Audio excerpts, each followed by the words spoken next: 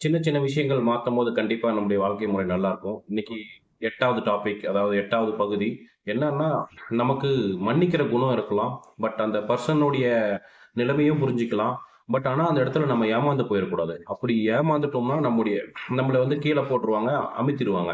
அந்த மாரி பண்ணி நம்மள வந்து ஒரு அப் ஒரு எல்லாமே வந்து நம்மள என்ன சொல்றது? ஒரு மாரி நம்மள வந்து மொளகா அரைச்சுட்டு போயிடுவாங்கன்னு சொல்லிடலாம். பட் இதுக்கு வந்து என்ன ரீசன்னா, ஈஸியா வந்து நம்ம வந்து நம்மள ஏமாத்திருவாங்க. ஏன்னா, அந்த அந்த மாரி குணம் நமக்கு உண்டு.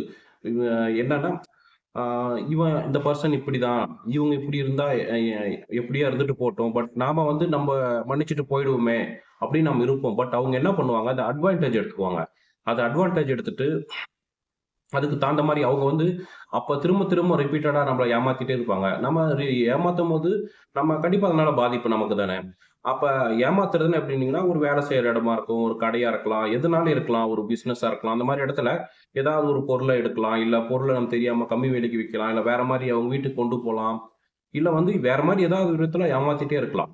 நம்மள ஏமாத்திட்டே இருக்கும்போது நமக்கு வந்து கண்டிப்பா அதனால எவ்வளவு லாஸ் நாம அதுக்கு முதலீடுலாம் போட்டு, நம்ம வந்து ஓரளவுக்கு இந்த கடைய நல்லா பிசினஸ் பண்ணி ஓரளவுக்கு டெவலப் பண்ணி வச்சிருப்போம். பட் ஆனா அந்த மாரி டைம்ல வந்து அந்த பெர்சன் வந்து நல்லா ஈஸியா நம்மள ஏமாத்திட்டு, அதுலருந்து அவங்க வந்து போயிடுவாங்க. பட் நாம என்ன பண்றோம், நம்ம வந்து ஈஸியா "சரி விடு" அப்படின்னு மன்னிச்சுட்டு போயிட்டோம்னா, அத அட்வான்டேஜ் எடுத்துப்பாங்க. அட்வான்டேஜ் எடுத்துட்டு ஒவ்வொரு வாட்டியும் திரும்ப திரும்ப ரிப்பீட்டடா பண்ண ஆரம்பிப்பாங்க. அப்படி பண்ணும்போது கண்டிப்பா நமக்கு அது பாதிப்பு. இதுதான் இதனுடைய முக்கியமான ஒரு விஷயமே.